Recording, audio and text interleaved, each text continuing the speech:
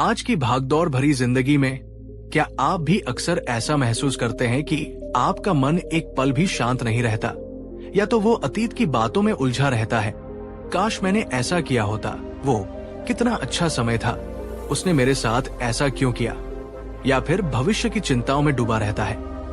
कल क्या होगा, क्या मैं सफल हो पाऊंगा अगर ऐसा हो गया तो। ये मन का भटकाव हमें वर्तमान क्षण से दूर ले जाता है। आपने कभी महसूस किया है कि आप कहीं बैठे तो हैं, शायद अपने दोस्तों के साथ या परिवार के साथ खाना खा रहे हैं या ऑफिस में काम कर रहे हैं, लेकिन आपका मन कहीं और ही सैर कर रहा है। या तो वो अतीत की किसी घटना में उलझा है, किसी बहस को फिर से जी रहा है, किसी गलती पर पछता रहा है, या किसी पुरानी अच्छी याद में खोया है, या फिर वो भविष्य की ओर भागा जा रहा है। कल की मीटिंग की चिंता, अगले महीने के खर्चों का हिसाब, बच्चों के भविष्य की योजना, या अगर ऐसा हो गया तो क्या होगा वाले अनगिनत सवालों में। क्या आपके साथ भी ऐसा होता है? थोड़ा रुके, मुझे यकीन है हम में से ज्यादातर लोगों के साथ होता है। हमारा मन एक अनियंत्रित बंदर की तरह है जो एक डाली से दूसरी डाली पर कूदता रहता है। कभी अतीत की डाली, कभी भविष्य की डाली। वर्तमान की डाली पर वो टिकता ही नहीं। पर कभी सोचा है ऐसा क्यों होता है?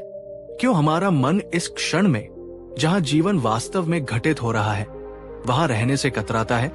इसके कई कारण हो सकते हैं। हमारी आदतें, हमारी असुरक्षाएं, हमारी अधूरी इच्छाएं।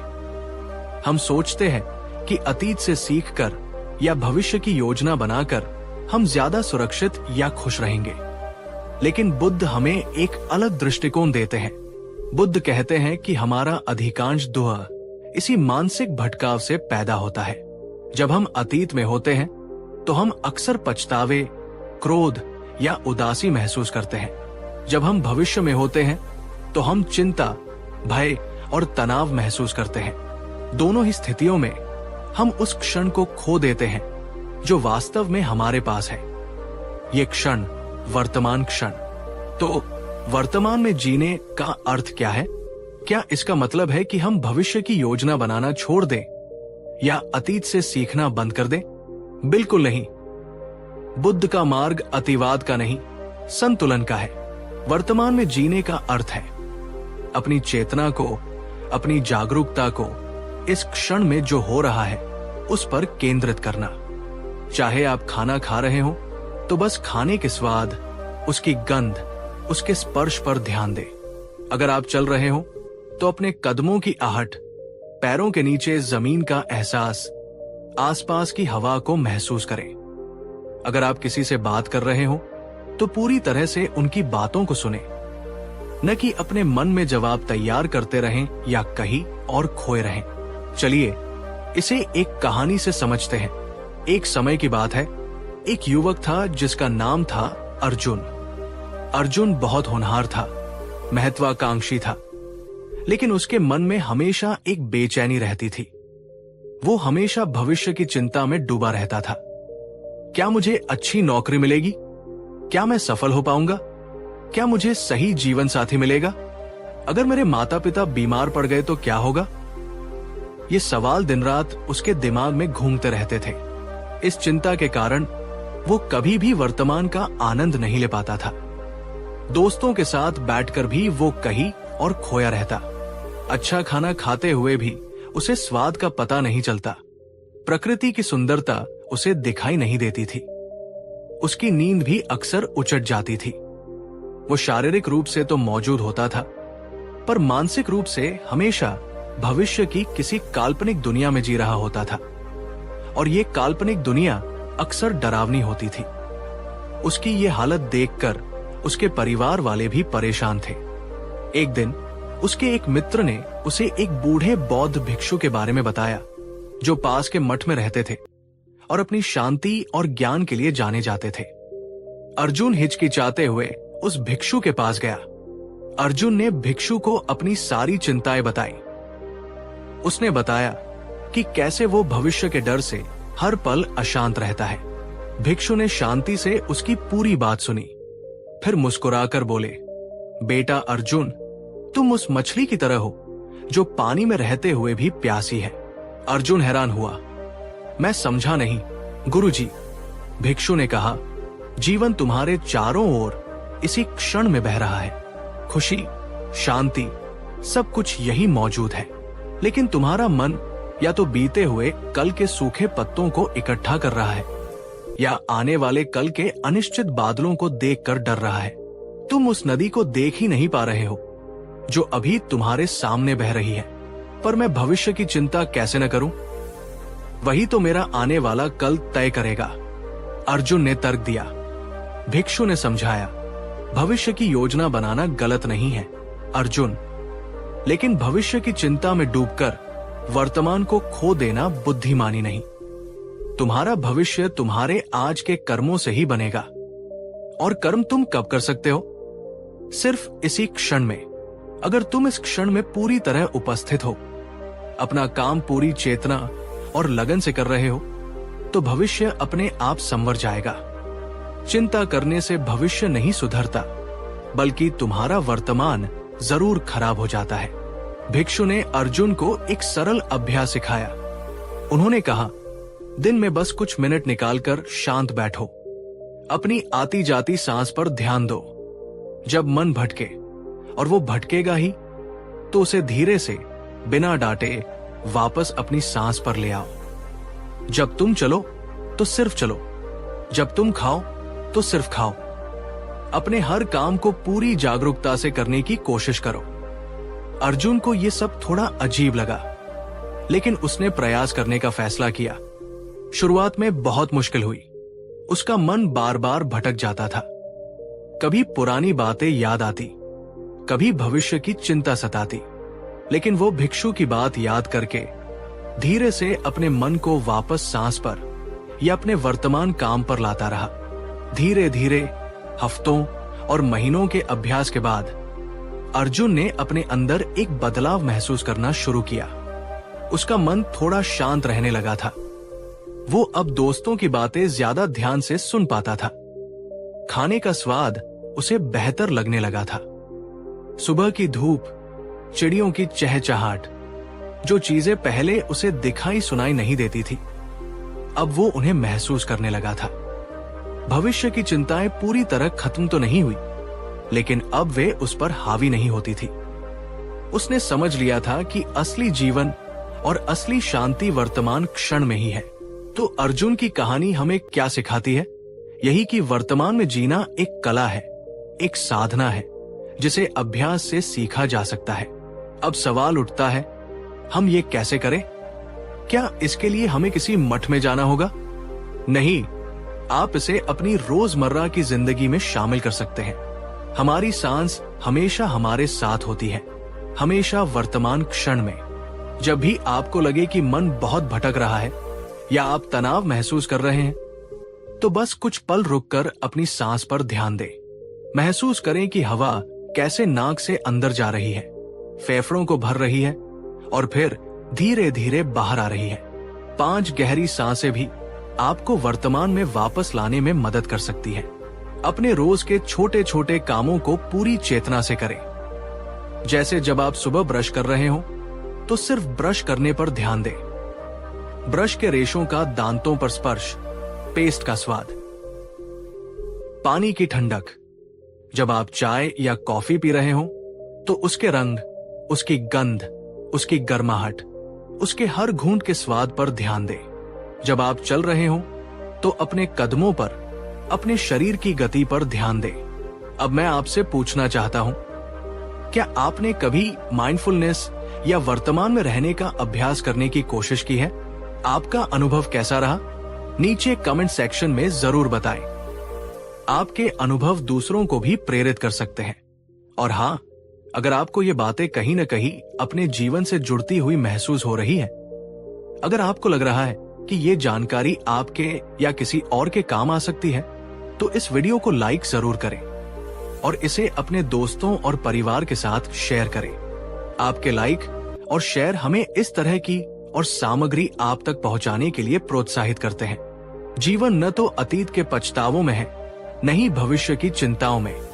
जीवन अभी है, यही है इस क्षण में पूरी तरह उपस्थित रहकर ही हम सच्ची शांति, सच्ची खुशी और मानसिक शक्ति पा सकते हैं।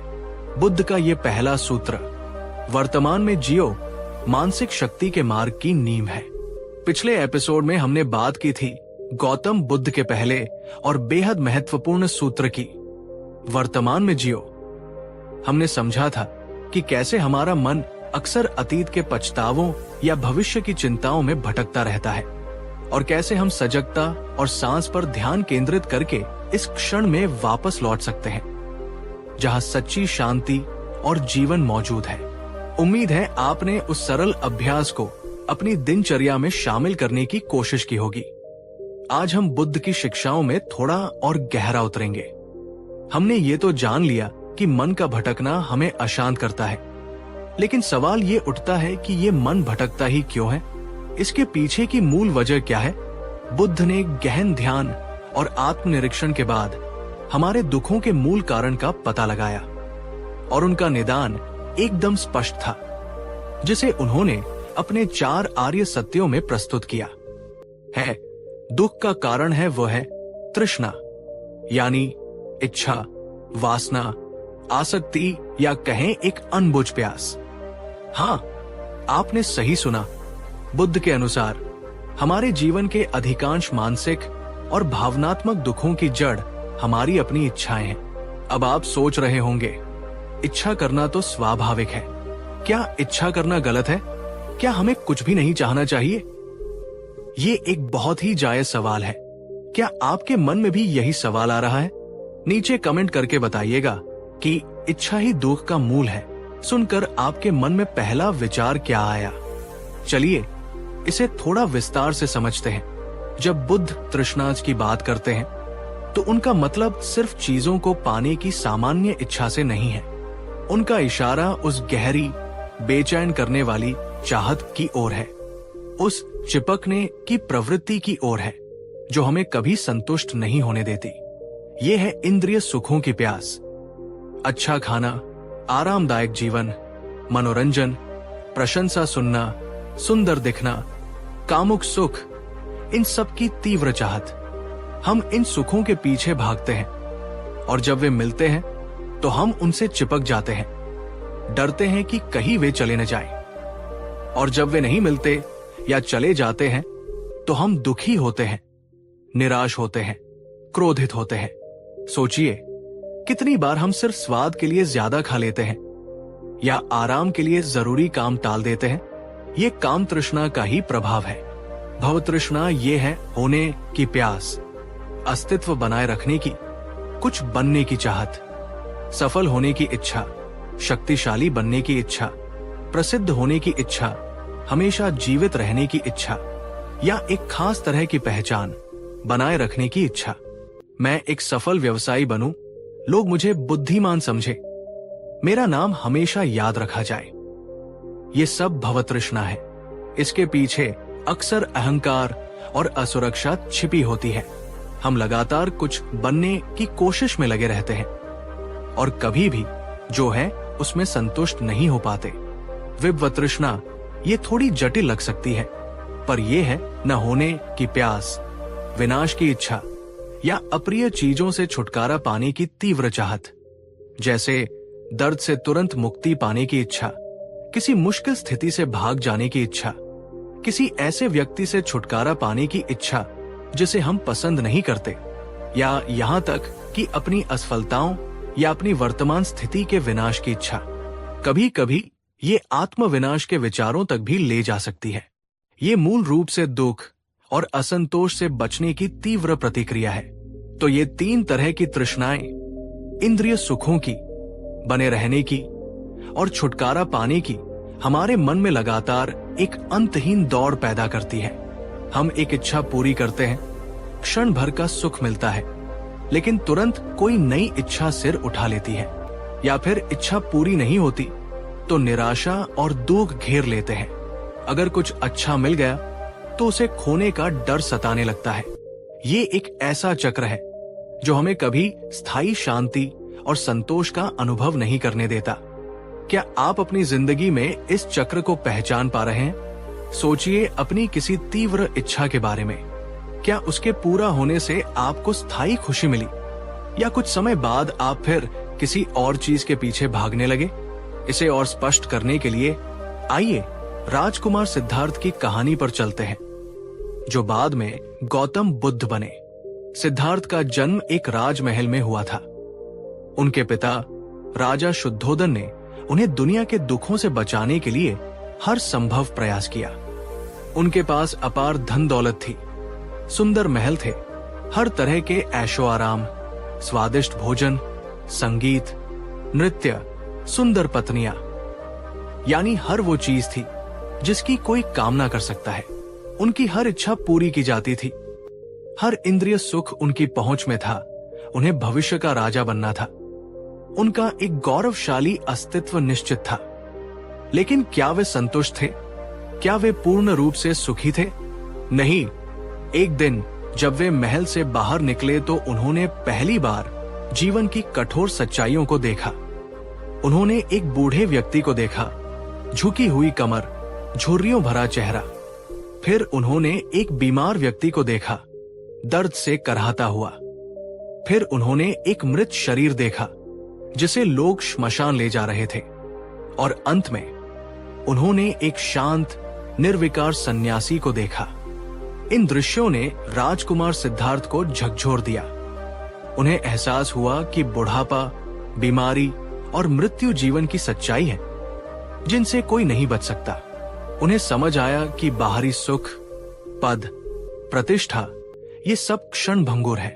ये जीवन के असली दुखों का अंत नहीं कर सकते। महल की चारदीवारी में उनकी हर इच्छा पूरी होने के बावजूद उनके मन में एक गहरा असंतोष और बेचैनी थी। उन्हें लगा कि इस अंतहीन चक्र, जन्म, बुढ़ापा, बीमारी, मृत्यु और इस बीच इच्छाओं के पीछे भागने का कोई गहरा अर्थ या इससे मुक्ति का कोई मार्ग जरूर होना चाहिए। इसी खोज ने उन्हें अपना राजपाट, परिवार, सब कुछ त्याग कर सत्य की तलाश में निकलने के लिए प्रेरित किया। सिद्धार्थ की कहानी हमें दिखाती है कि केवल इच्छाओं की पूर्ति में सच्ची और स्थायी शांति नहीं है। समस्या बाहरी चीजों की कमी में उतनी नहीं है जितनी हमारे भीतर की इस तृष्णा में है। तो बुद्ध का ये कहना कि इच्छा ही दुख का मूल है, हमें निराशावादी बनाने के लिए नहीं है। ये हमें हतोत्साहित करने के लिए नहीं है कि हम जीवन में कुछ चाहें ही नहीं, बल्कि ये एक निदान है, एक डायग्नोसिस है। जैसे डॉक्टर बताता है कि बुखार का कारण इन्फेक्शन है, वैसे ही बुद्ध बता रहे हैं कि हमारे मानसिक और भावनात्मक असंतोष का मूल कारण हमारी अनियंत्रित और अंधी इच्छाएं। जब हम इस बात को समझते हैं तभी हम इलाज की ओर बढ़ सकते हैं। अब सवाल यह है कि करें क्या? क्या हमें अपनी सभी इच्छाओं को दबा देना चाहिए? नहीं, बुद्ध ने कभी इच्छाओं को जबरदस्ती दबाने या दमन करने की बात नहीं की। दमन से वे और शक्तिशाली होकर वापस आती है। तो रास्ता क्या है? रास्ता है समझने का, देखने का और धीरे धीरे अपनी पकड़ ढीली करने का। सबसे पहले तो ये देखना शुरू करें कि आपके मन में कौन कौन सी इच्छाएं उठ रही है, बिना किसी जजमेंट के। ये अच्छी इच्छा है, ये बुरी इच्छा है, ऐसा सोचे बिना बस उन्हें देखें। स्वीकार करें कि हाँ, ये इच्छा मेरे मन में उठी है। चाहे तो आप दिन के अंत में लिख भी सकते हैं कि आज कौन कौन सी इच्छाओं ने आपको सबसे ज्यादा प्रभावित किया। जब कोई इच्छा उठे तो थोड़ा रुककर उसे जांचें। पूछे खुद से, ये इच्छा कहां से आ रही है?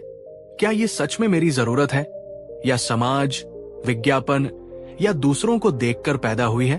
अगर ये इच्छा पूरी हो गई तो क्या मुझे स्थायी खुशी मिलेगी, या ये खुशी क्षणिक होगी? अगर ये पूरी नहीं हुई तो क्या सच में सब कुछ खत्म हो जाएगा? इस इच्छा के पीछे की गहरी जरूरत क्या है? जैसे शायद नई कार की इच्छा के पीछे सुरक्षा या सामाजिक प्रतिष्ठा की चाहत हो। उदास स्माइली इच्छाएं आएंगी और जाएंगी, ये मन का स्वभाव है। महत्वपूर्ण यह है कि हम उनसे चिपके नहीं, उन्हें आकाश में बादलों की तरह आते जाते देखें। जरूरी नहीं कि हर इच्छा पर तुरंत प्रतिक्रिया दी जाए। या उसे पूरा करने के लिए बेचैन हो उठा जाए। आप इच्छा को देख सकते हैं, महसूस कर सकते हैं और फिर उसे जाने दे सकते हैं। ये अभ्यास धीरे धीरे इच्छाओं की पकड़ को कमजोर करता है। जो हमारे पास है उसके प्रति कृतज्ञता का भाव विकसित करें। अक्सर हम उन चीजों पर ध्यान केंद्रित करते हैं जो हमारे पास नहीं है, और जो है उन्हें अनदेखा कर देते हैं। थोड़ा रुककर देखें कि आपके पास अभी क्या क्या है। स्वास्थ्य, परिवार, दोस्त, भोजन, छत, ज्ञान। संतोष का भाव तृष्णा की आग को शांत करने में मदद करता है। ये प्रक्रिया आसान नहीं है, इसमें समय और धैर्य लगता है। ये एक दिन में नहीं होगा, लेकिन हर बार जब आप अपनी इच्छा को बिना उस पर तुरंत प्रतिक्रिया दिए बस देख पाते हैं, आप अपनी मानसिक शक्ति को बढ़ा रहे होते हैं। आप इच्छाओं के गुलाम बनने के बजाय उनके दृष्टा बन रहे होते हैं। आज जब भी आपके मन में कोई तीव्र इच्छा उठे, चाहे वो कुछ खाने की हो, कुछ खरीदने की हो, सोशल मीडिया चेक करने की हो या किसी से बहस करने की हो, तो तुरंत प्रतिक्रिया देने से पहले बस 3 गहरी सांसें लें। उस इच्छा को अपने शरीर में महसूस करें, देखें कि वो कैसी लगती है। फिर निर्णय लें कि क्या आप सच में उस पर अमल करना चाहते हैं। बस इतना सा ठहराव भी आपको इच्छाओं के ऑटो पायलट मोड से बाहर निकाल सकता है। Happy smiley. और हाँ, मैं फिर से याद दिलाना चाहूंगा, अगर आपको ये चर्चा उपयोगी लग रही है, अगर आपको लगता है कि बुद्ध की ये शिक्षाएं आपके जीवन में कुछ सकारात्मक बदलाव ला सकती हैं, तो इस एपिसोड को लाइक करना न भूलें। आपके लाइक हमें हौसला देते हैं। और अगर आप किसी ऐसे व्यक्ति को जानते हैं जो चिंता, तनाव या असंतोष से जूझ रहा है, तो इस एपिसोड को उनके साथ शेयर जरूर करें। ज्ञान बांटने से बढ़ता है। तो आज हमने बुद्ध के दूसरे आर्य सत्य को समझा। दुख का कारण है तृष्णा। हमने जाना कि तृष्णा क्या है, ये कैसे काम करती है, और कैसे राजकुमार सिद्धार्थ की कहानी हमें सिखाती है कि बाहरी पूर्ति स्थायी शांति नहीं देती। हमने ये भी देखा कि इच्छाओं को दबाना नहीं, बल्कि उन्हें समझना, देखना और धीरे धीरे उनसे अपनी आसक्ति कम करना ही मुक्ति का मार्ग है। ये समझ पिछले एपिसोड की वर्तमान में जीने की शिक्षा के साथ मिलकर काम करती है। जब आप वर्तमान में होते हैं, तभी आप अपनी इच्छाओं को स्पष्ट रूप से उठते हुए देख सकते हैं और उन्हें समझ सकते हैं। आज के एपिसोड से जुड़ने के लिए आपका बहुत बहुत धन्यवाद। उम्मीद है इच्छाओं की प्रकृति को समझने से आपको अपने मन की कार्यप्रणाली को बेहतर ढंग से जानने में मदद मिली होगी। याद रखें, समझ ही बदलाव की पहली सीढ़ी है। आपकी कौन सी इच्छाएं आपको सबसे ज्यादा परेशान करती हैं और आप उनसे निपटने के लिए क्या तरीके अपनाते हैं? अपने विचार नीचे कमेंट सेक्शन में साझा करें। पिछले 2 एपिसोड्स में हमने अपनी मानसिक शांति की यात्रा में 2 महत्वपूर्ण पड़ावों को पार किया। पहले एपिसोड में हमने वर्तमान में जीने के महत्व को समझा, ये जाना कि कैसे हमारा मन अतीत और भविष्य में भटक कर हमें अशांत करता है और कैसे सजगता हमें इस क्षण में वापस ला सकती है। दूसरे एपिसोड में हमने बुद्ध के दूसरे आर्य सत्य पर बात की, इच्छा ही दुख का मूल है। हमने देखा कि कैसे हमारी अतृप्त इच्छाएं, हमारी तृष्णा हमें एक अंतहीन दौड़ में उलझाए रखती है और संतोष पाने से रोकती है।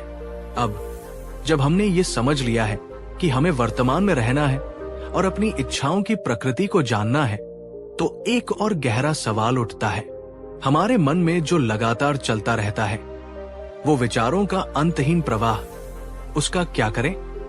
चिंता के विचार, डर के विचार, क्रोध के विचार, पुरानी यादें, भविष्य की योजनाएं, ये सब तो लगातार आते रहते हैं। इनसे कैसे निपटे?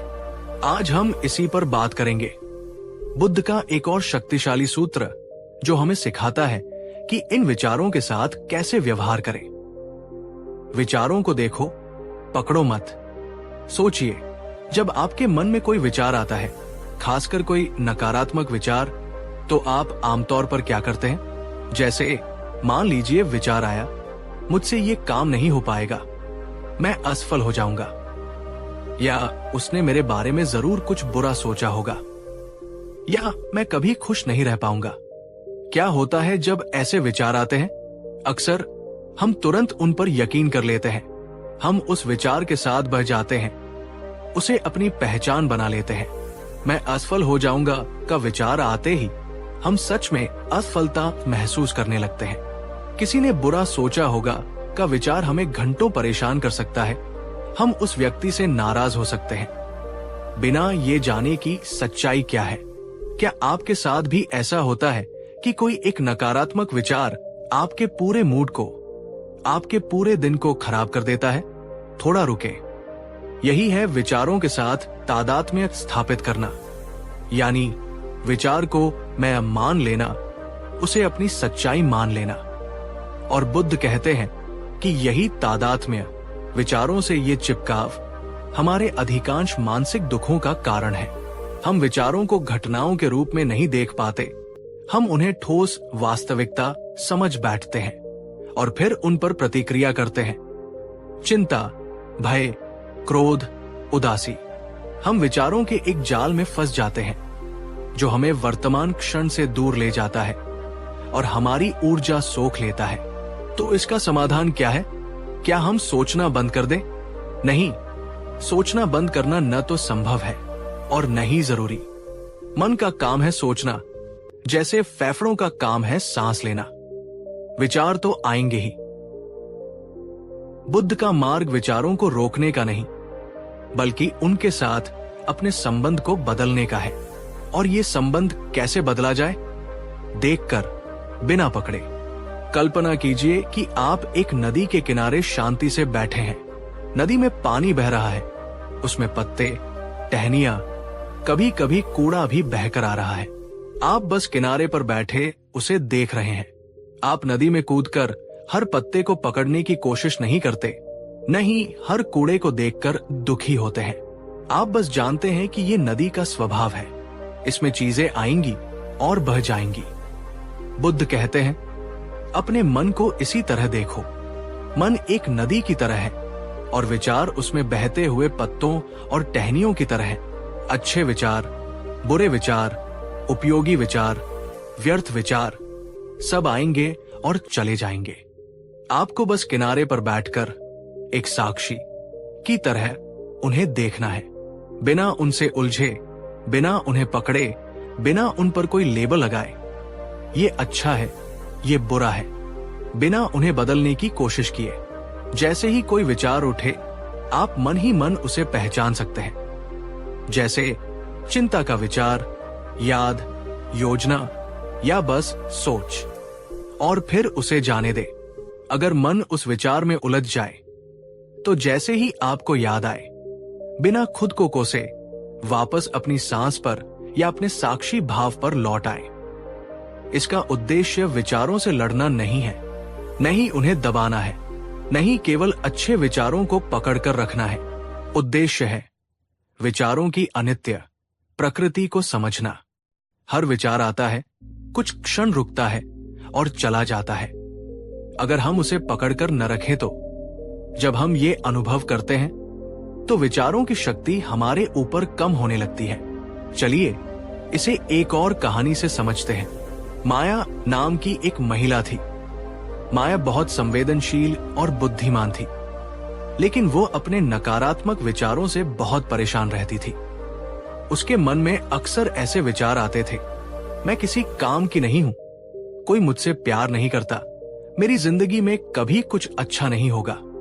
और सबसे बड़ी समस्या ये थी कि माया इन विचारों को सच मान लेती थी। जब विचार आता, मैं किसी काम की नहीं हूं, तो वो सचमुच घंटों तक खुद को बेकार महसूस करती, रोती और किसी भी काम में उसका मन नहीं लगता। जब विचार आता, कोई मुझसे प्यार नहीं करता, तो वो अपने दोस्तों और परिवार से भी कट जाती, ये मानकर कि वे भी उसे पसंद नहीं करते होंगे।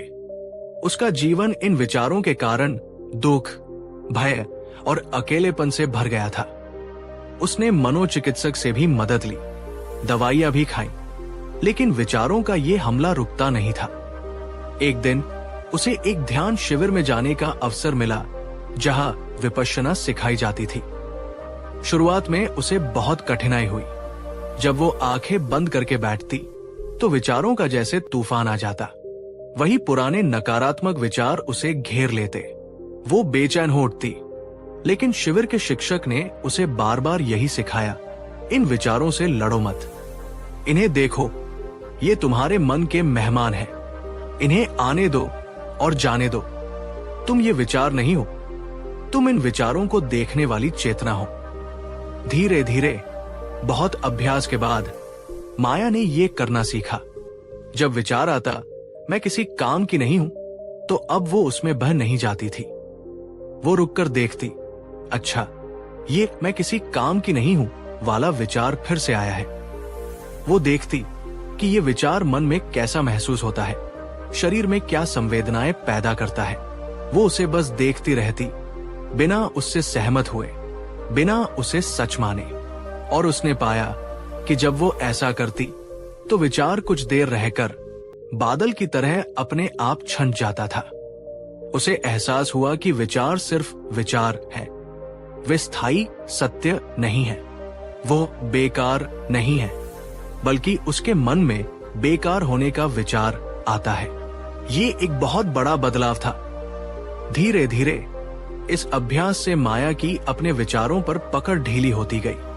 नकारात्मक विचार अब भी आते थे, लेकिन वे अब उसे पहले की तरह नियंत्रित नहीं कर पाते थे। उसने विचारों और खुद के बीच एक दूरी बनाना सीख लिया था।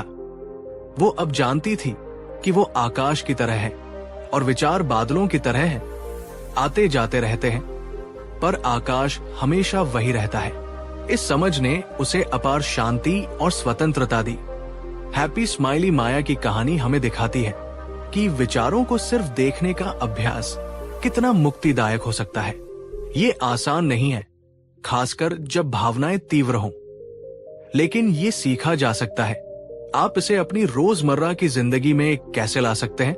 जब कोई तीव्र विचार या भावना उठे तो मन ही मन उसे एक सामान्य लेबल दे, जैसे गुस्सा, चिंता, योजना बनाना, याद करना।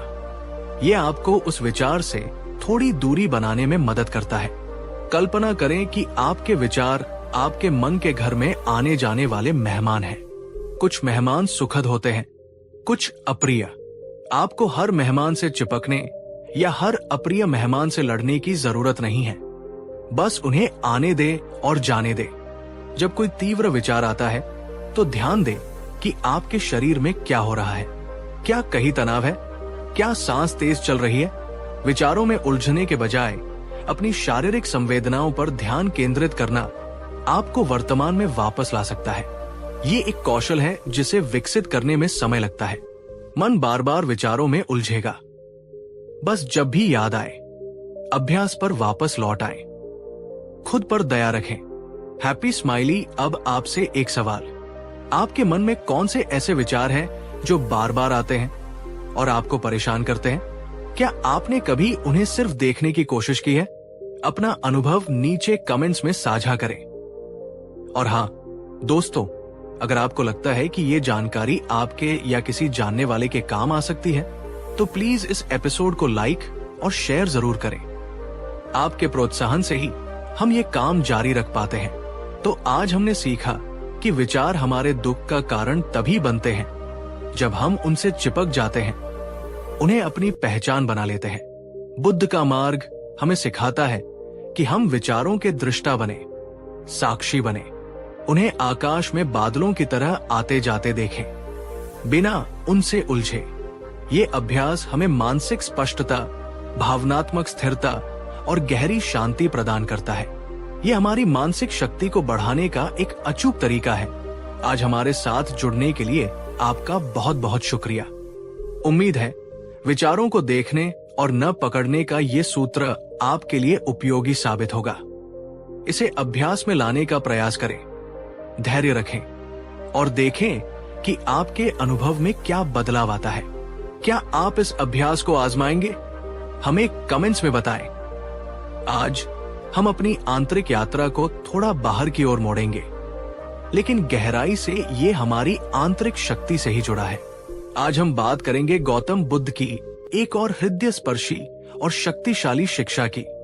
करुणा और सहानुभूति का अभ्यास। जब हम करुणा शब्द सुनते हैं तो अक्सर हमारे मन में दया या तरस खाने का भाव आता है, लेकिन बुद्ध की करुणा इससे कहीं ज्यादा गहरी और सक्रिय है। ये सिर्फ दूसरों के दुख को देखकर दुखी होना नहीं है, बल्कि उनके दुख को गहराई से समझना और उस दुख को दूर करने की सक्रिय इच्छा रखना है। इसमें सहानुभूति यानी खुद को दूसरे की जगह रखकर उसकी भावनाओं को महसूस करने की क्षमता भी शामिल है। अब आप सोच रहे होंगे कि दूसरों के प्रति करुणा रखने का हमारी मानसिक शक्ति से क्या लेना देना है। हम तो अपनी मेंटल स्ट्रेंथ बढ़ाने की बात कर रहे हैं, इसमें दूसरों के दुख की चिंता क्यों? क्या आपके मन में भी ये सवाल उठा? अगर हाँ, तो आप अकेले नहीं हैं। पहली नजर में ये थोड़ा विरोधाभासी लग सकता है, लेकिन बुद्ध की दृष्टि में करुणा मानसिक शक्ति का एक अनिवार्य अंग है। क्यों? चलिए समझते हैं। सोचिए, जब आपके मन में किसी के प्रति क्रोध, घृणा, ईर्ष्या या नाराजगी होती है, तो सबसे ज्यादा अशांत कौन होता है? आप खुद। ये नकारात्मक भावनाएं हमारे मन में जहर की तरह घुल जाती है, हमारी शांति छीन लेती है, हमें थका देती है और हमें मानसिक रूप से कमजोर बनाती है। करुणा इन जहरीली भावनाओं का मारक है। जब हम दूसरों के प्रति समझ और करुणा का भाव विकसित करते हैं, तो क्रोध और घृणा के लिए जगह अपने आप कम हो जाती है। मन शांत और स्थिर होता है, जो कि मानसिक शक्ति का आधार है। अक्सर हमारा दुख हमारे अकेलेपन और दूसरों से कटे होने के एहसास से आता है। मैं और मेरा में इतने उलझ जाते हैं कि हमें लगता है हमारी समस्याएं सबसे बड़ी है। करुणा हमें इस मैं के खोल से बाहर निकालकर दूसरों के साथ जोड़ती है। जब हम महसूस करते हैं कि दुख, दर्द, असुरक्षा ये सिर्फ हमारी नहीं बल्कि सबकी कहानी का हिस्सा है, तो एक सार्वभौमिक जुड़ाव का एहसास होता है। ये एहसास हमें अकेला महसूस नहीं करने देता और हमें भावनात्मक रूप से मजबूत बनाता है। जब हम दूसरों की गलतियों या कमजोरियों को करुणा की दृष्टि से देखते हैं, तो हम अधिक सहनशील बनते हैं। हम समझते हैं कि हर कोई अपने संघर्षों से गुजर रहा है, अपनी समझ के अनुसार जी रहा है। यही समझ हमें अपने प्रति भी अधिक सहनशील बनाती है। हम अपनी गलतियों से सीखते हैं, खुद को कोसते नहीं। ये आत्मकरुणा हमें जीवन के उतार चढ़ाव का सामना करने के लिए अधिक लचीला बनाती है। जब हम करुणा से प्रेरित होकर किसी की मदद करते हैं या किसी के भले के बारे में सोचते हैं, तो हमें एक गहरी आंतरिक संतुष्टि और खुशी मिलती है, जो किसी भौतिक चीज से मिलने वाली खुशी से कहीं ज्यादा स्थायी होती है। ये निस्वार्थ भाव हमारे अहंकार को कम करता है और हमें एक बड़े उद्देश्य से जोड़ता है, जो हमें मानसिक रूप से सशक्त महसूस कराता है। तो देखा आपने, करुणा सिर्फ दूसरों के लिए नहीं, बल्कि सबसे पहले हमारे अपने मानसिक स्वास्थ्य और शक्ति के लिए जरूरी है। ये हमें अधिक शांत, जुड़ा हुआ, सहनशील और अंततः अधिक खुश इंसान बनाती है। करुणा की शक्ति कितनी हो सकती है, इसे समझने के लिए बुद्ध के जीवन की एक प्रसिद्ध कहानी सुनना बहुत जरूरी है। ये कहानी है अंगुलिमाल की। एक समय की बात है, कौशल राज्य के जंगलों में एक खूंखार डाकू रहता था, जिसका नाम था अंगुलिमाल। उसका असली नाम कुछ और था, लेकिन वो इतना क्रूर था कि उसने प्रतिज्ञा ली थी कि वो 1000 लोगों को मारकर उनकी उंगलियों की माला बनाकर पहनेगा। वो अब तक 999 लोगों को मार चुका था और उनकी उंगलियों की माला अपने गले में पहनता था, इसीलिए उसका नाम अंगुलिमाल पड़ गया था। उसके डर से लोग उन जंगलों में जाने से कांपते थे। राजा प्रसेनजित की सेना भी उसे पकड़ने में असफल रही थी। एक दिन बुद्ध उस जंगल के पास से गुजर रहे थे। गांव वालों ने उन्हें बहुत रोका, अंगुलिमाल के आतंक के बारे में बताया, लेकिन बुद्ध शांत भाव से जंगल की ओर बढ़ गए। जैसे ही बुद्ध जंगल में पहुंचे, अंगुलिमाल ने उन्हें देखा। उसने सोचा, वाह, आज मेरी माला पूरी हो जाएगी। ये सन्यासी अकेला है, इसे मारना आसान होगा। वो अपनी तलवार निकालकर बुद्ध के पीछे दौड़ा।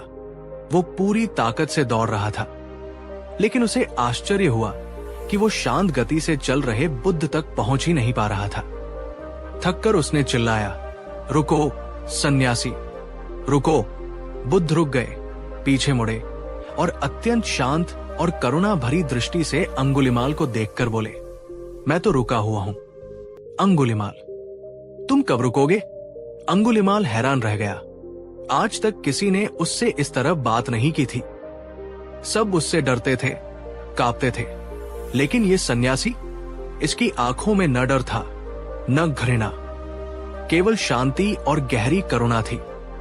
बुद्ध के शब्दों का गहरा अर्थ था, मैं तो हिंसा और घृणा के चक्र से रुका हुआ हूं। तुम कब इस मारकाट और दुख देने वाले रास्ते पर चलना बंद करोगे?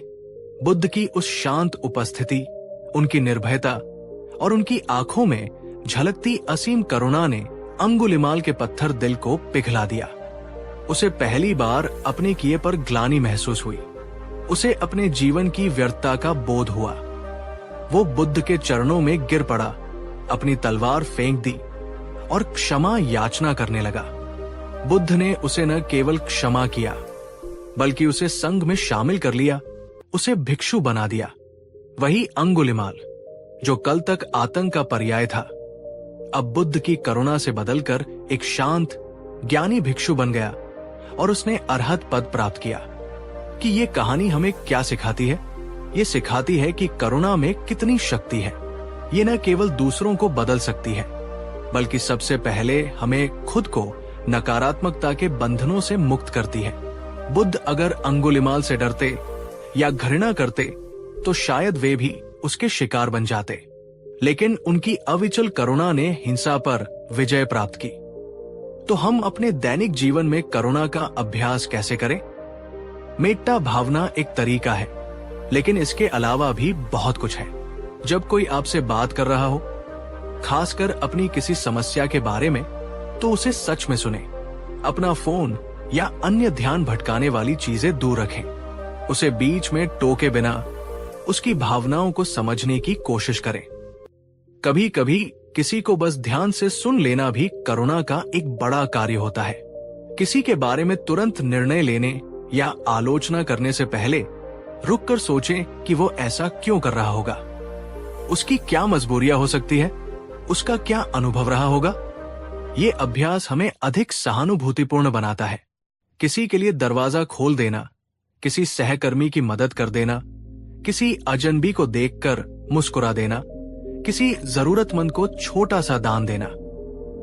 ये छोटे कार्य भी हमारे और दूसरों के जीवन में सकारात्मकता लाते हैं। इसे बिल्कुल न भूलें।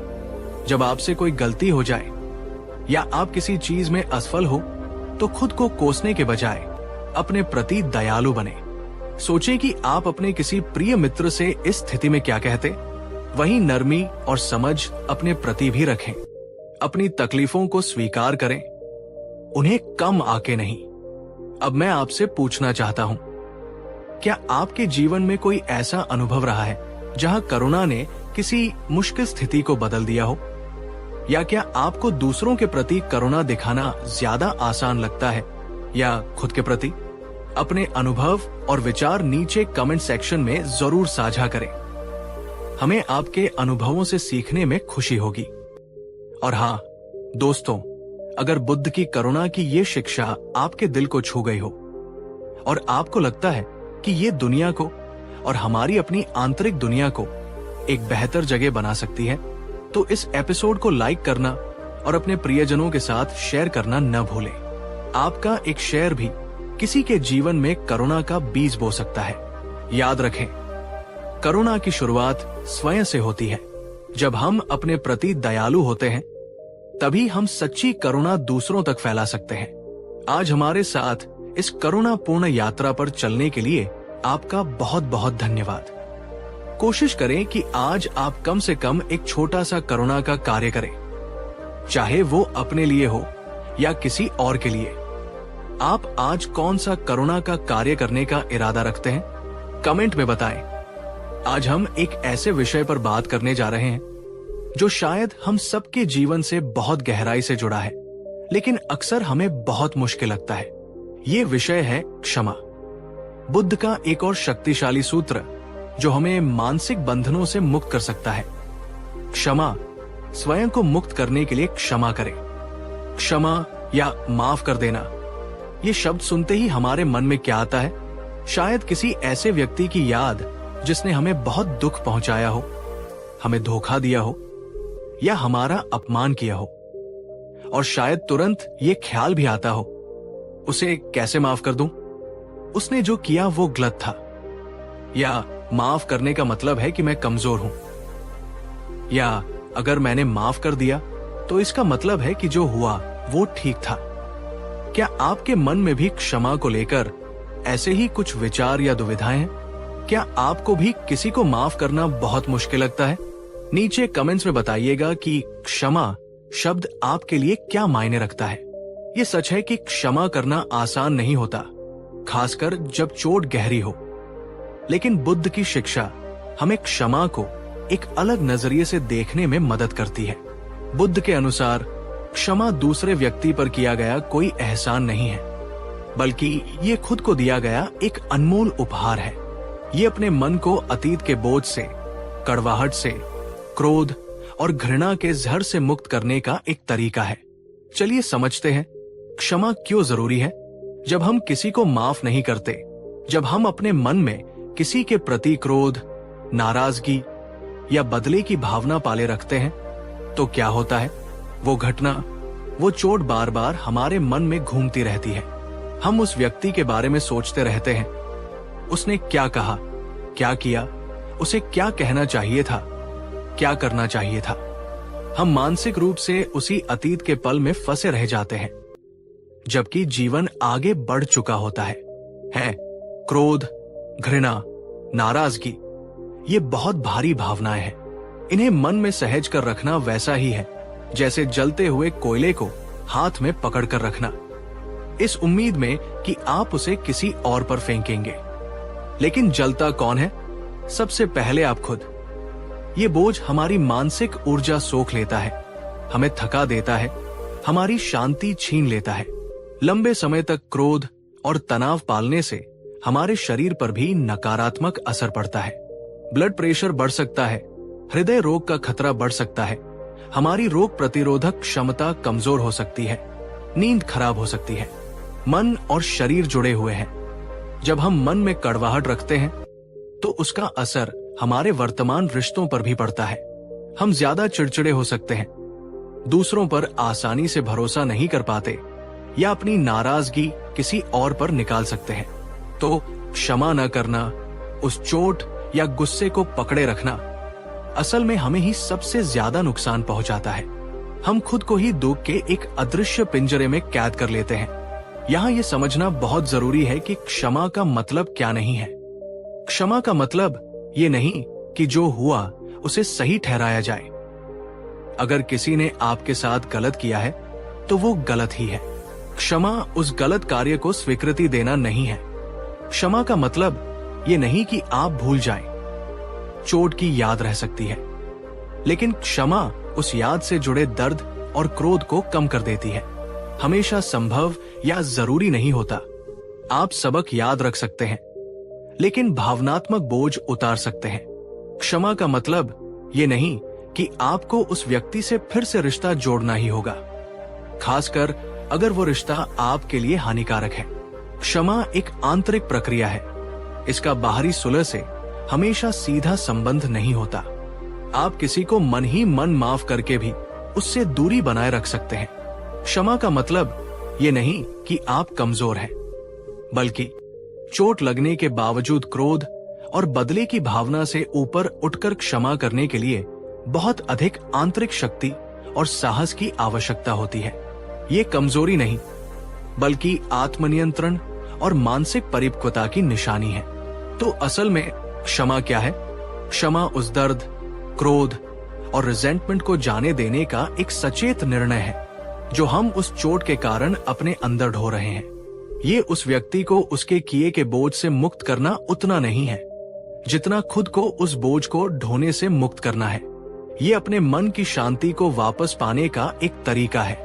ये कहना है, हाँ मुझे चोट लगी, लेकिन मैं अब इस दर्द को अपने वर्तमान और भविष्य को नियंत्रित नहीं करने दूंगा। मैं आगे बढ़ना चुनता हूं। इस बात को और गहराई से समझने के लिए मैं आपको बुद्ध के संघ के एक भिक्षु की कहानी सुनाना चाहता हूं। मान लीजिए उनका नाम था कश्यप।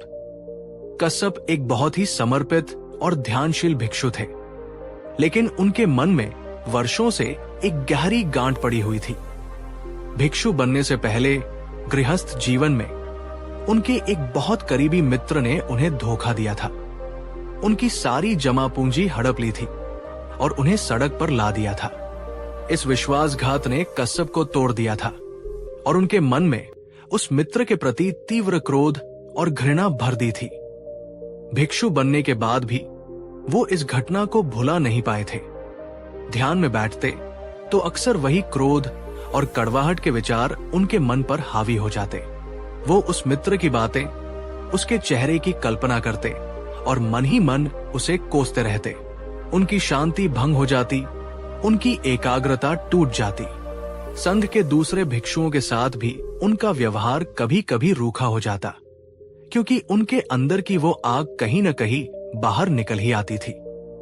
उन्होंने बहुत कोशिश की उन विचारों को दबाने की, लेकिन वे बार बार सतह पर आ जाते। उन्हें लगता था कि उनका भिक्षु जीवन व्यर्थ है, क्योंकि वे अपने मन की इस गांठ को खोल ही नहीं पा रहे हैं। एक दिन उन्होंने हिम्मत करके अपनी ये व्यथा स्वयं बुद्ध के सामने रखी। उन्होंने बताया कि कैसे वर्षों पुराना क्रोध उनकी साधना में बाधा बन रहा है और उन्हें अशांत किए हुए है। बुद्ध ने अत्यंत करुणा से उनकी बात सुनी। फिर उन्होंने कहा, कश्यप, तुम उस व्यक्ति की तरह हो जो जलता हुआ अंगारा हाथ में लिए खड़ा है और सोच रहा है कि इसे कब उस व्यक्ति पर फेंके जिसने उसे चोट पहुंचाई थी।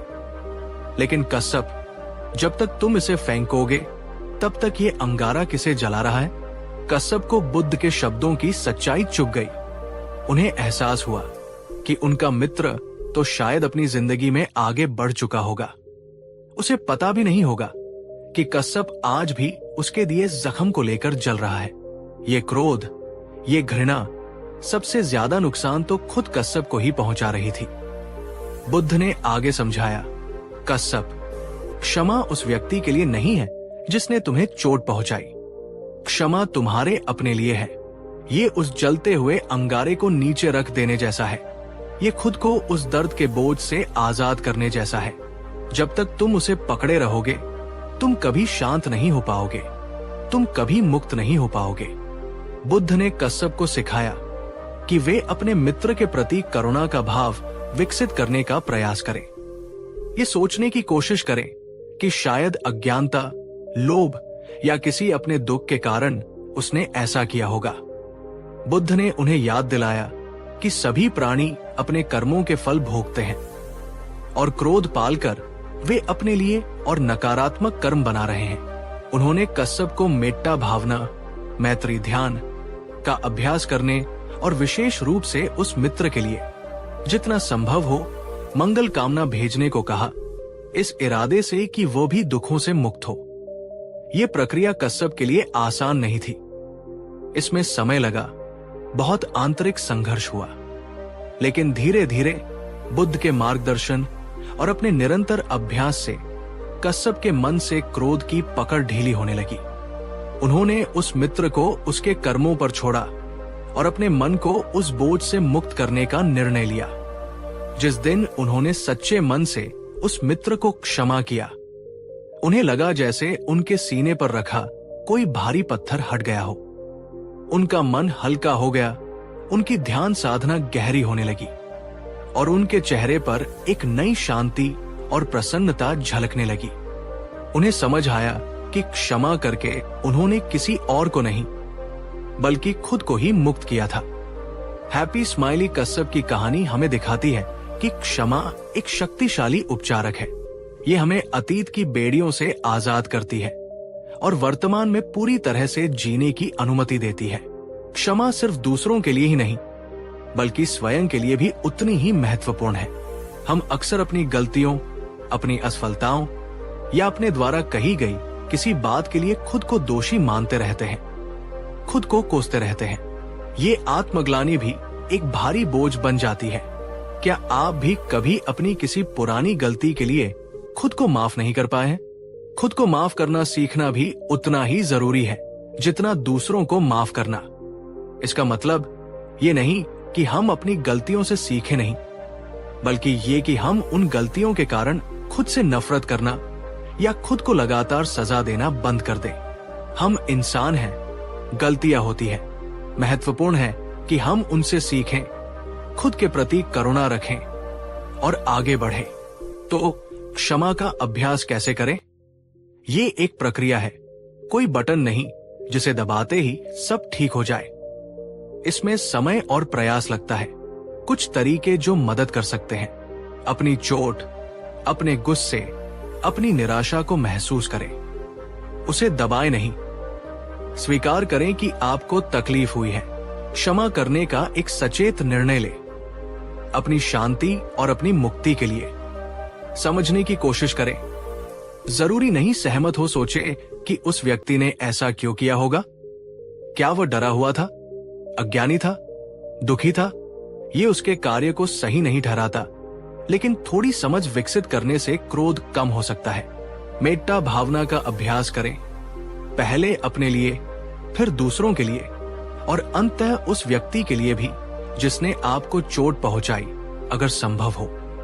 आप अपनी भावनाओं को लिख सकते हैं, किसी भरोसेमंद दोस्त या थेरेपिस्ट से बात कर सकते हैं, या मन ही मन उस व्यक्ति से कह सकते हैं कि आप उसे क्षमा करते हैं और इस बोझ को जाने दे रहे हैं।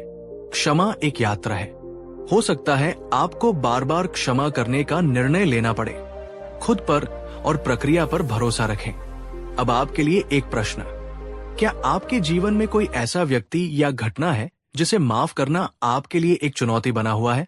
अगर आप सहज महसूस करें तो संक्षेप में साझा कर सकते हैं, या बस हाँ या नहीं में बता सकते हैं। और अगर आपने कभी किसी को या खुद को माफ करके उस हल्केपन को महसूस किया है तो अपना अनुभव जरूर बताएं। आपके अनुभव दूसरों को प्रेरणा दे सकते हैं। और दोस्तों, अगर आपको लगता है कि क्षमा का ये संदेश महत्वपूर्ण है और किसी की मदद कर सकता है, तो इस एपिसोड को लाइक करें और इसे उन लोगों के साथ शेयर करें जिन्हें शायद इसकी सबसे ज्यादा जरूरत हो। आपका समर्थन हमें ऐसे और गहरे विषयों पर बात करने का हौसला देता है। तो आज हमने बुद्ध के छठे सूत्र क्षमा, स्वयं को मुक्त करने के लिए क्षमा करें, पर विस्तार से बात की। हमने जाना कि क्षमा क्यों जरूरी है, ये क्या है और क्या नहीं है, और कैसे ये हमें अतीत के बोझ से मुक्त कर सच्ची मानसिक शांति और स्वतंत्रता दिला सकती है। हमने कश्यप की कहानी से सीखा कि क्रोध को पकड़े रखना खुद को जलाने जैसा है, और क्षमा करके हम खुद को ही मुक्त करते हैं। ये सूत्र हमारी मानसिक शक्ति की यात्रा का एक महत्वपूर्ण हिस्सा है।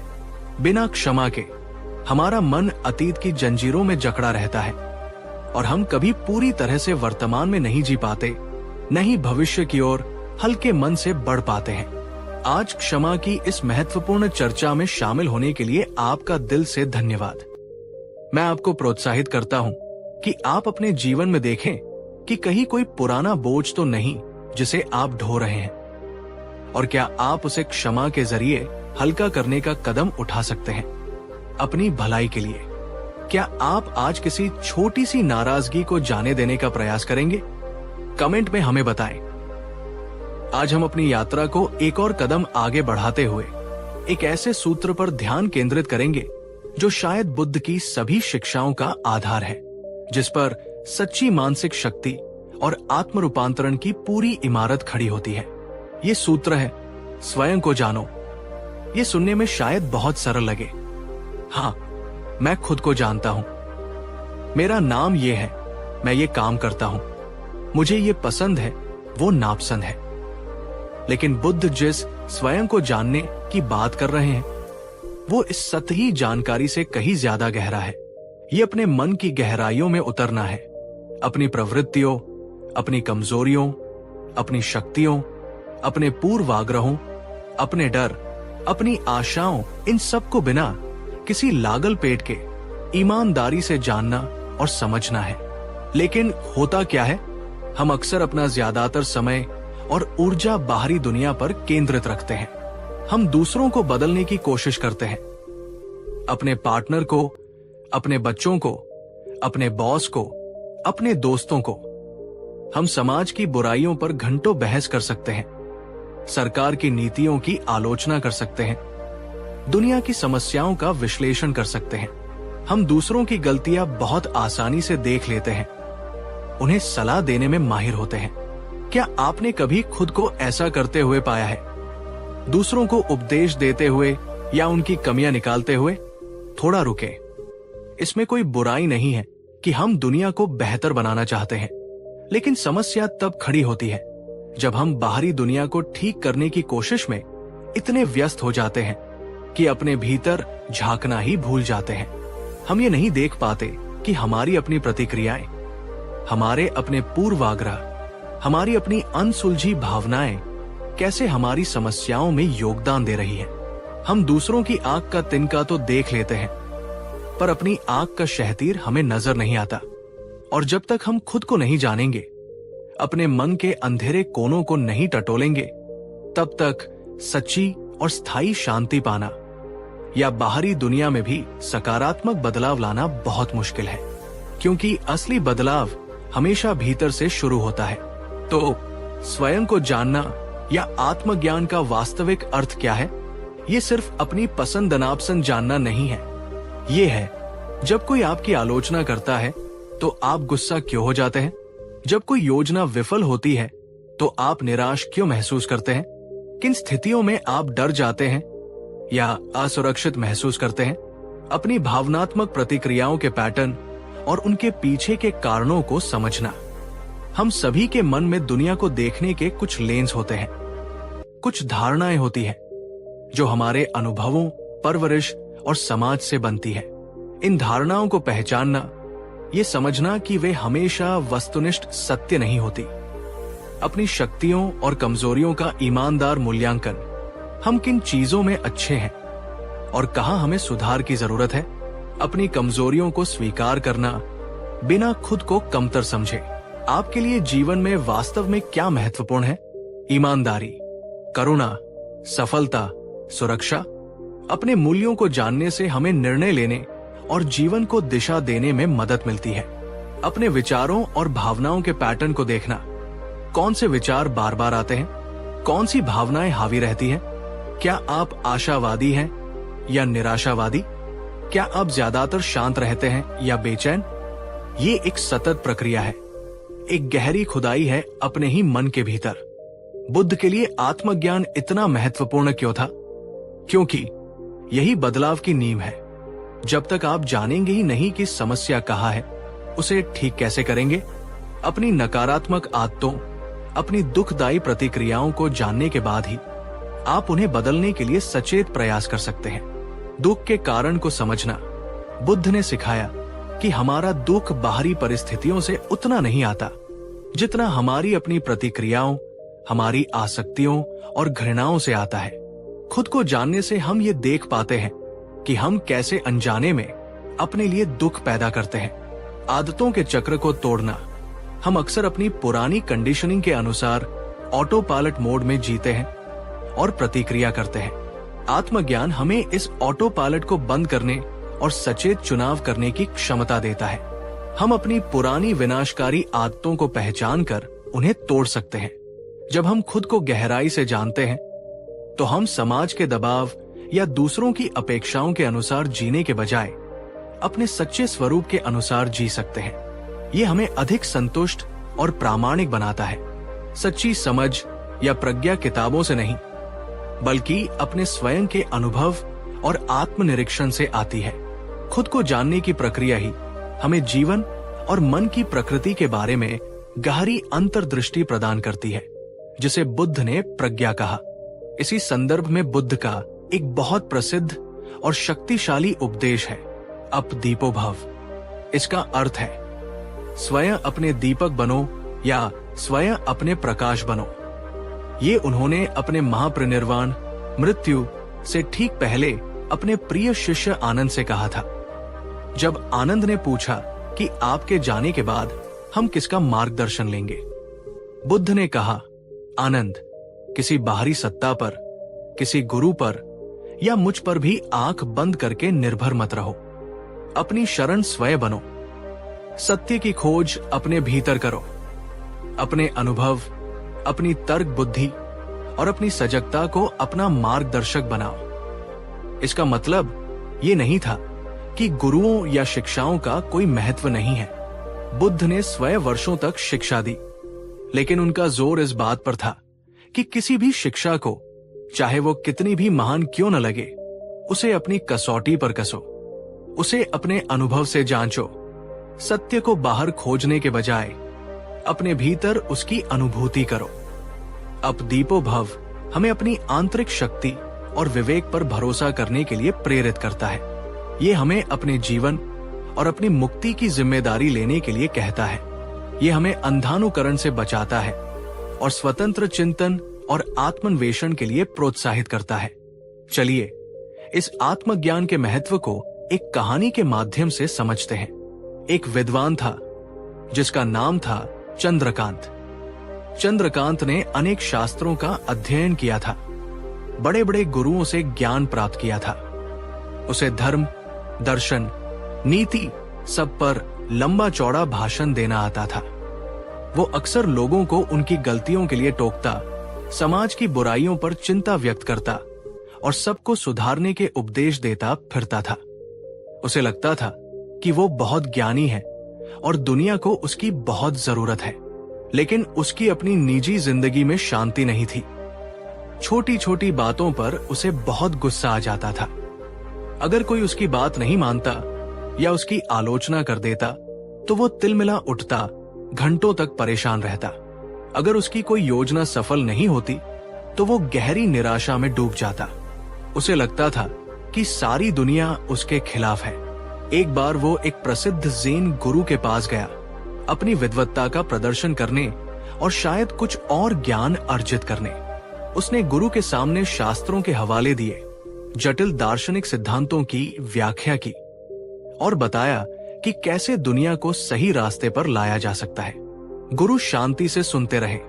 जब चंद्रकांत चुप हुआ तो गुरु ने बस एक सवाल पूछा, चंद्रकांत, जब सुबह सूरज उगता है तो तुम्हें कैसा महसूस होता है? चंद्रकांत चौंक गया। ये कैसा सवाल था?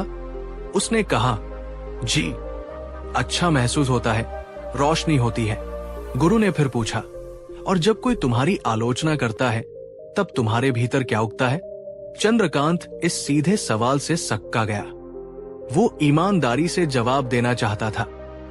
उसने धीरे से कहा, क्रोध और दुख। गुरु मुस्कुराए, तुमने शास्त्रों का ज्ञान तो बहुत बटोरा है चंद्रकांत, लेकिन तुमने अभी तक अपने भीतर उगने वाले सूरज और तूफानों को नहीं जाना। तुम दुनिया को बदलने चले हो, पर क्या तुमने कभी अपने क्रोध के बादल को, अपनी निराशा की धुंध को, अपने अहंकार के अंधेरे को ध्यान से देखा है? जब तक तुम अपने भीतर के मौसमों को नहीं जानोगे, बाहरी दुनिया को कैसे समझोगे या बदलोगे? गुरु के सरल शब्दों ने चंद्रकांत को आईना दिखा दिया। उसे पहली बार एहसास हुआ कि वो सब कुछ जानता है सिवाय खुद के। उसे अपनी विद्वत्ता का अहंकार था, लेकिन वो अपने ही क्रोध, अपने ही डर, अपनी ही असुरक्षाओं से अनभिज्ञ था। उस दिन से चंद्रकांत की यात्रा बदल गई। उसने बाहरी उपदेश देना कम किया और अपने भीतर झांकना शुरू किया। उसने ध्यान करना शुरू किया, अपनी प्रतिक्रियाओं को देखना शुरू किया। जब गुस्सा आता तो वो पूछता, ये गुस्सा क्यों आया? इसके पीछे कौन सा डर या इच्छा छिपी है? जब निराशा होती तो वो देखता, मेरी कौन सी उम्मीद टूटी? उसने लिखना शुरू किया, अपने विचारों और भावनाओं को बिना किसी सेंसरशिप के कागज पर उतारना शुरू किया। धीरे धीरे उसे अपने पैटर्न समझ में आने लगे। उसे अपना अहंकार दिखा, अपनी असुरक्षाएं दिखी और साथ ही अपनी क्षमताएं और अपनी अच्छाइयां भी। ये प्रक्रिया आसान नहीं थी। कई बार उसे अपनी सच्चाई का सामना करने में कष्ट भी हुआ, लेकिन जैसे जैसे वो खुद को जानने लगा, उसका गुस्सा कम होने लगा, उसकी निराशा कम होने लगी। वो अधिक शांत, अधिक विनम्र और अधिक समझदार बनने लगा। अब वो दूसरों को बदलने की कोशिश नहीं करता था, बल्कि उन्हें समझने की कोशिश करता था, क्योंकि अब वो खुद को थोड़ा बेहतर समझने लगा था। उसने जाना कि सच्चा ज्ञान शास्त्रों में नहीं, स्वयं के अनुभव और आत्मज्ञान में निहित है। चंद्रकांत की कहानी हमें सिखाती है कि आत्मज्ञान की यात्रा शायद सबसे महत्वपूर्ण यात्रा है जो हम कर सकते हैं। ये हमें न केवल शांति देती है, बल्कि हमें अधिक प्रामाणिक और करुणामय इंसान भी बनाती है। अब आपके लिए कुछ सवाल। क्या आपको लगता है कि आप खुद को अच्छी तरह जानते हैं? आपके व्यक्तित्व या स्वभाव का कौन सा पहलू है जिसे समझना या स्वीकार करना आपके लिए सबसे मुश्किल होता है? नीचे कमेंट्स में अपने विचार साझा